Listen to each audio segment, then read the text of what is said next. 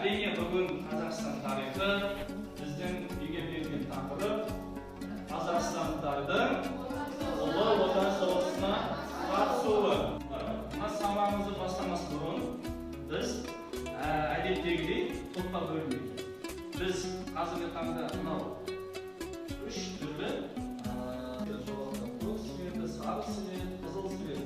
Әрине біз осы топқа ат бердік. Бірінші қызыл түске Москва деген ат бердік.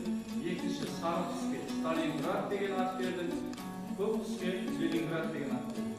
Енді топқа бөлу әдісі былай басталады балалар.